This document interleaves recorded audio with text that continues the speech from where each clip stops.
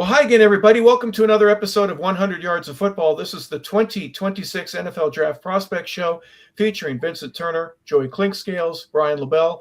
I'm Harper LeBel saying thank you for tuning in. We appreciate it. Today, we're going to look at Max Iheanachor, offensive tackle from Arizona State University. Now, you may not have heard a lot about this young man, but you might hear in the very near future.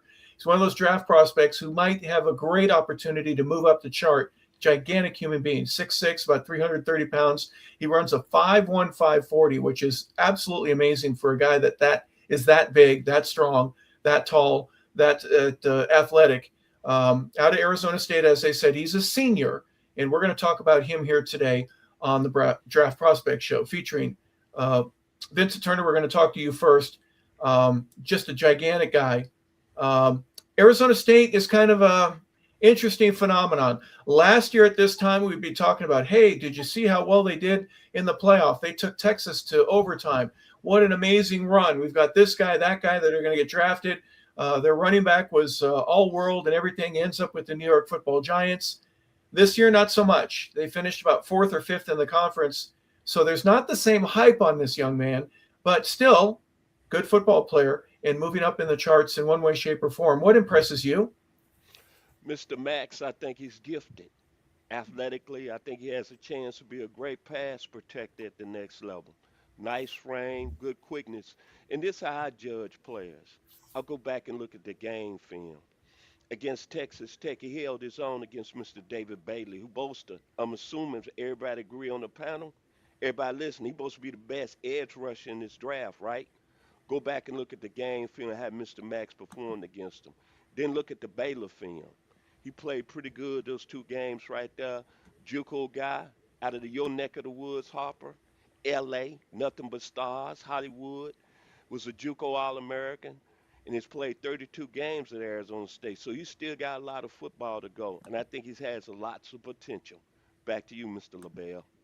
Well, appreciate that. Here's a kid from Los Angeles, played some soccer, obviously some basketball. Joey, there's some things that he does athletically that let you know that he might have nice footwork. He might have the ability to move and have some interesting balance. But let's talk a little bit about some of the hard things that every coach, every scout, every personnel director needs to know. Is he a good football player? Is he good at being a tackle? Can he move a man against his own will, down the field? Is he good at doing that yet, or are there still some areas that he needs to grow, improve, and obviously get much better at?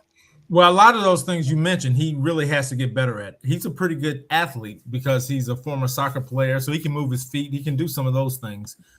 What he lacks is really good hip bend. So he's a high pad player. You really wish you could see him sink a lot better. That would really help him, especially as a run blocker when he tries to displace guys and move guys, because he doesn't do that very well yet. As a pass defender, he plays with low hands, which means he carries his hands low and he's always catching. He's never delivering a blow with his hand. And as a pass rusher, if you don't stop a charge and you're always catching, then especially a high pad level player, then they're just going to drive you back into the quarterback. Now, he can get away with that when he's playing some of the schools he's playing, but he can't get away with that in the National Football League. So he's got a lot of things from that standpoint to work at. He's just really raw as a player. Obviously, 32 games is a fair amount of games, but he's just so raw because, quite frankly, he didn't grow up playing football. So he really doesn't know all the techniques that and I don't know who his offensive line coach was at Arizona State, but just from what I've seen, the high pad level concerned me. The ability not to be a great hip sinker, his ability to play with low hands concerned me. So there's some things that I think, can he get better? Absolutely. If he's coached right but all that being said, I really feel like he's really raw at this point. And he's not going to walk in the door and start for a team. Well, a lot of things said there, Brian. If you don't mind me saying so, there's a lot of things that everyone needs to work on. Some of those are coachable. Some of those are self-correcting. You work a little bit harder and all that. And we're not talking about the number one pick in the draft, but obviously there's room for a guy that's 6'6", about 325, 335 pounds going into the combine, where he can answer a lot of those questions that people will have regarding his technique, his ability, his want to, his desire to get up to that next level and move his way up into the selection process. What are some of the things that stick out in your mind's eye? Well, I think he's very, very good at getting to the next level. I think he's got good athleticism. I think he's able to find himself in good position because of that. I think the three sports, the background helps him a lot. I think he's able to take that basketball acumen, which a lot of guys do. There's a lot of very successful guys, especially on the offensive side of football, that play basketball. Something about boxing a guy out at a high level and learning how to leverage and move your body around and kind of feel where guys are, even when you can't see them, kind of the peripheral vision stuff. I think that's really big as far as, being able to take that and turn it into, success at the NFL level. But he reminds me a lot of a guy the Atlanta Falcons took, Ruka Rororo from Clemson, who was from Nigeria, didn't play a lot of football growing up, didn't do so until high school, but the talent was there. The drive was there, and he figured it out. I think, Max is in that same boat. I think he has the ability to figure it out. I think he had to, right? Because he's played football for 5 years, organized ball. And I think the fact that he's on NFL draft radars, even at that, juncture is a big deal. I think he's got raw ability. He's a project guy, and I think anybody that drafts him knows that. But the Falcons took Rook early in the second round, and teams can surprise you, right? If they see something at the combine or on tape or something that jumps out at you, we could teach you how to play the position, right? There's certain stuff we can't teach you, but especially at the next level, if you get a good offensive line coach that sees something in him and says, hey, we could probably get him relatively cheap, don't have to spend a high pick on him, but we can bring him in and we think he can be a very, very, very good player for us. Teams are going to do that. They'll jump the gun. They're always looking to get better and improve in any way they can. So I think he's good. I think he showed some stuff on tape. I think he got better each and every week too. And I think that's something, if you go back, I couldn't find his JUCO tape, but if I could, I guarantee you it's a lot messier than the tape that I saw with him in Arizona State this past year. East LA City College is where I believe he spent some of his time when he was just coming out. And that kind of confirms to me, Vincent, that there is some work that needs to be done. He wasn't because of his size, he should be playing at UCLA, right? He should be playing Stanford, Cal, maybe not even SC or Oregon, but the fact that he had to wait a little while, maybe it's grades, I understand. Maybe it's just nobody saw something, but it's beginning to click. Will a team have the patience to go in the 6th, 7th round, or maybe wait till he's a free agent, bring him into camp and say, listen, we're going to work with you, and maybe in 2 or 3 years you're going to be a starter and playing at the highest level, but right now, today, you may not be there yet. We've got to work and get you there. Is that kind of the strategy that this young man should have in terms of his patience? Well, today, before I show this evening, I went on several draft sites. And out of the top 100 prospects, it got this young man rising up at number 57. So it's a lot of pro teams looking at his potential. And please bring that image back of him. Bring that image back up of him. I'm going to show you something. Look at his body, man. Look at the lower body. Don't that look like an offensive tackle? Look at the shoulders and arms. So when the combine comes around, I think he's going to be one of them guys. I'm going to say it one more time. Lots of potential. Reminds me of Miles Hinton. They got taken in the 6th round last year by the Eagles, who's right now coming along, might be starting for the Eagles this year. And Harper, you should know Miles Hinton's father. He was your teammate, Chris, and we know how great a player he was. Hey, he was fantastic. Yeah, yep. I like this young man right here. Like I said, one more time, I've said it twice. Lots of potential. Back to you, Mr. LeBel. Joey, what I like is he's got black high tops. He's wearing white spats on top of those. That's old school right there. You gotta like that old school, Joey. You gotta like it. I like it. You wore black shoes all the time. I like it, but I'm gonna remind Vincent that it's when you get to the NFL, it's a lot of guys with talent.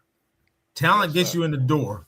That other stuff keeps you there. So we got to make sure he's got that other stuff, because potential will get you fired. You draft too many guys that's got potential and not and not ready to play now.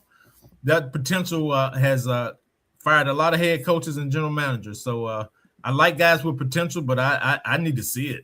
I'm sorry, I need to see it. So I think this guy has that P word that I don't like to use a lot. He has that, but the rest of the things have to come along for him to be a productive player. And you know, the last kid we talked about, I want to go back to him for a second, just to say that, you know, some people will really like this guy because of the potential, and some teams won't like the other guy because he's too big. You have some offensive line coaches that say, you know what, this guy's too big. He always going to be this. And I don't want to deal with a guy that, for the first 4 years of his career, I'm going to have to deal with weight. Everybody likes something different. It's like everything else in life. You like what you like. And some people will like this guy because they see him as a blank canvas. We can teach X, Y, Z, and he can learn, and we can get him going. But that there's a lot of work that need to be done because he's just so raw. But I wouldn't say he couldn't do it. I would say if he's smart enough, again, and he's tough enough, he'll be fine. It'll take him a minute, but he'll get it. I got a question right quick. Question. Mr. Clinkscales, let me ask you this. Young man coming from Nigeria, he went to one of the best high schools out there in L.A., King Drew, who last year sent like 30 kids to UCLA, and think 10 of them went to USC. I'm just asking, because you the former GM, by him coming in, you got a kid that really is in the books. And then I heard the kid was a good science type of student too. Don't you think that'll kind of be a plus for him? Because you're going to get a football player. I'm going to say it again, lots of potential, but a kid is going to work too. Yeah, I mean, working and having football instincts are two different things. And a lot of guys can be athletic. A lot of guys can have a great work ethic. But if your football acumen is not what it needs to be as an offensive lineman, then you get your quarterback hurt. Here's an example. Yes. So if you have a tackle that's playing and you got a switch happening, and some of these guys that really need work, you can almost see him thinking as the player's going. You can see him going here. He's almost playing robotic because it's not second nature. So those are the guys that is going to take a while. And if it's not second nature and those guys play robotic, they might not get hurt, but they're going to get somebody else hurt. So those are the kind of things that he can be as smart as he wants to be. But the game happens fast. The quarterback's got 2 to 2.5 seconds to throw the ball. And if he doesn't, he's got somebody in his lap. So that's what I'm talking about. The game, he has to be a really quick thinker. And that doesn't have anything to do with athletic ability. That's got a lot to do with toughness and smarts. And I mean football smart, not book smart. Yes, sir. Yes, sir. Well, and there's also a level, real quick, if you don't mind me saying so, there are guys that can do it in college, but you get in the NFL. That's what meetings, walk through, practice without pads, and then going full speed in team. If you don't get it by the time you're doing it in team at full speed, there's someone that can. And again, Joe, you made a very interesting point. I'm not going to lose my job over a guy that is 6'6", 300 pounds, but can't do it at the level that my other guy is 6'5" and he's 305 pounds. He does it like an all-pro. I need to have that difference maker. I have some patience with this young man, but eventually he's going to have to play at the highest level. Is that a fair way to assess that, Joey? Oh, absolutely. I'll give you another example. The starting, and I can't think of his name right now, but I can see his face. The starting left tackle for the Philadelphia Eagles. He came over from Australia. Yeah.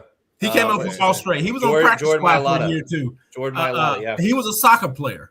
But guess what? He was so big and so massive and athletic. It took him a minute to get going. I remember being with the Raiders, and we tried to take him off the practice squad of the Eagles, and they saw it too. They said, no, we're we tried to talk him, give him a lot of money. He wouldn't take it because he believed in that line coach, and look where he is today. I mean, so it's going to take guys sometime, especially if they're new to the game. But the effort and the aptitude that they have to have, because things happen quick. And Mailata, I can't think of his name. I think they said, Jordan Mailata. Yep. Yeah. He got it. And you have guys like that get it, who football was not their first sport. Brian, you've got a kid that is new to the game, but has all the size, the speed, the agility that you would want to have. So I'm thinking it may not be a first, second, or third. It may not even be a fifth rounder, but somebody might take their chance on him or at least sign him as a free agent. Bring him in. You'll have him work every day, and 3 or 4 months from now, even though he may not be a starter, he may not even be a good backup, he might be a developmental player, and in a year or two. Is that kind of the path that you're thinking, or is there a different way that he might be able to make it in the National Football League? Well, I'll use another P word that Joey probably doesn't like. It's the project. I said that earlier, right? The potential is one thing, but the understanding that it's going to take some time, right? He's not day one, and you understand that, but if he comes to camp and you see real growth, right, from the first day of camp until the end of camp, and you can say, hey, he's getting it, right? He's learning, he's improving each and every day. That's something that maybe you're not going to start, but he's a guy that you can maybe plug and play by the end of the season and maybe feel confident saying, hey, he's a depth piece for now, but building towards the future. And Joey, it's funny you mentioned Mailata because I still have the tab open because I was kind of going back and forth like, hey, it kind of reminds me a little bit of Mailata and kind of the background, right? Because Mailata was a rugby guy. You know, a lot of these guys now are learning how to play the position, and there's so much information, right? There's so much tape. There's so many resources now, and it's really kind of cool to see that guys are able to pick things up because I can go home and right now, like we do it, right? We watch film. I can watch film I can pull up tape and from any different guy, right? From this scheme and learn how to do this and that and the other. And I think that there's no shortage of that in sports because a lot of these guys they're figuring out at a quicker pace because if you have the desire to do so, we talked about it, right? Having the heart to do it. And we've talked about a lot of these guys, every prospect, right? You got to want to be really, really good. Otherwise, it's just not going to happen for you. But you can figure stuff out. You can look things up on your own and grow and develop and become a better player just in that regard. And it's really cool and it's interesting. And again, Max has all the potential in the world, but if he puts in the work and he continues to grow, which I mean, it's fair to say 5 years is small sample size. He's done a pretty good job. So he's moving in the right direction. I think a lot of teams are maybe hesitant of where you take him, but they would love to have him on the roster. They'd love for him to go undrafted, right? Because he's probably one of the first guys you'd call and say, hey, we're going to invite you to camp. We'd like to see what you can do, and maybe you can help us win some football games. Yeah, very interesting how this works out for Max Iheanachor. Big guy. He's got a lot of potential. I promise all three of our panelists would tell you, well, if he was 6'1", he weighed 285, we wouldn't be talking about him in the same way right now, at least not as a left tackle in the National Football League. He does have some room to grow, and we hope that he does. We wish him the very best. And he's got a couple of months now before not only the combine and for his pro day at Arizona State, but obviously before the draft. And there are going to be some people that are going to look at him just because he's 6'6", 330 pounds. So the young man from Los Angeles, California, who went to Arizona State, Max Iheanachor, we appreciate talking about you here today on 100 Yards of Football. This has been the 2026 NFL Draft Prospect Show with Vincent Turner, Joey Clinkscale, and Brian LeBel. I'm Harper LeBel saying thank you for tuning in, everybody. We appreciate it. We hope